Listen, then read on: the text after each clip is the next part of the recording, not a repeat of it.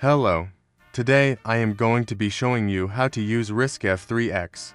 First, you want to press the squiggly key next to the 1 key, which will open your inventory. Select RiskF3X from your inventory and drag it to your handbar. Next, open RiskF3X by pressing the 1 key or by clicking on it. Navigate to increment and set it to whatever you want. I'll be using 0.1. Do the same for your move menu.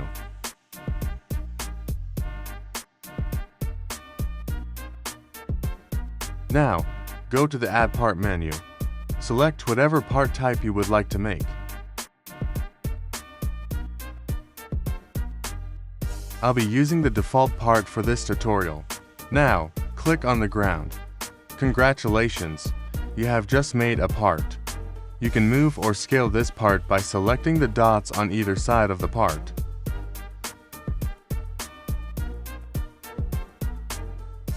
If you want to undo an accident, just press Ctrl Z. It will undo your actions. Next, go to the Paint menu. This menu allows you to color your part any color you would like. When painting grass, I suggest using a lighter green than one of the more saturated greens. It creates a more realistic feel. Next, go to the Material menu. This allows you to select any material you would like. In this case, I will be using the wood planks. Now, go ahead and scale your part to how you'd like it.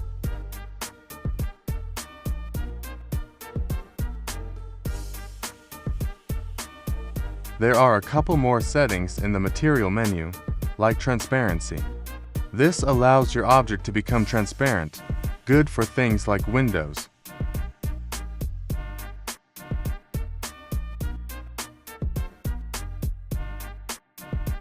Next is reflectancy, which shows how reflective your object is.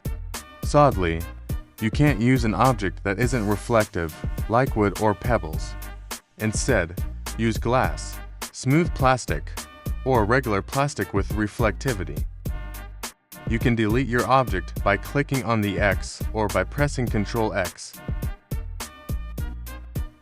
Next, you can copy your object by pressing Ctrl C or by clicking the Copy button. This is useful for creating walls like this.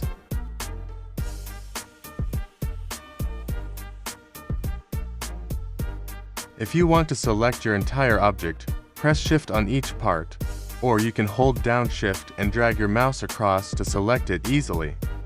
You can also press Shift G to group your entire object. This means that if you select one part of the object, it automatically selects the rest. You can ungroup your object if you press Shift U. Next, let's talk about decals. You can make a decal by going to the Decals section of the Creator Marketplace, searching for what you want, and copying the decal it. You can also select what area of the part you want the decal to appear at. Next, let's talk about anchors. Anchors basically say if part of your object can be moved by pushing on it, or if it is solid. Now, let's talk about collisions. Collisions dictate if your part is non-collisional, meaning you can walk through it. This is great for things like doors.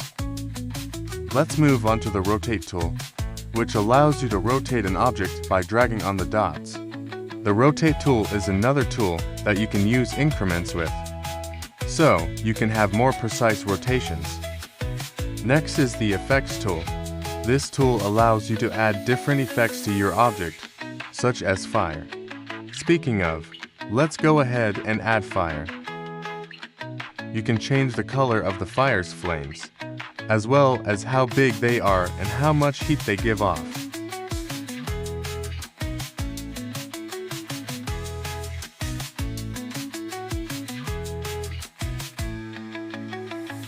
After fire is smoke, which allows you to add, you guessed it, smoke. The smoke's velocity is how fast the smoke comes out of the part. This is great for smoke stacks. You can also change the smoke's opacity and size. Next is sparkles. Sadly, you can only change the color, not size or velocity. It's still fun to play around with. After that is light. I won't demonstrate the settings, but you can go ahead and play around with them. If you toggle shadows, it gives you a more realistic lighting, such as the player's shadow. However, this can be a bit harsh on your performance.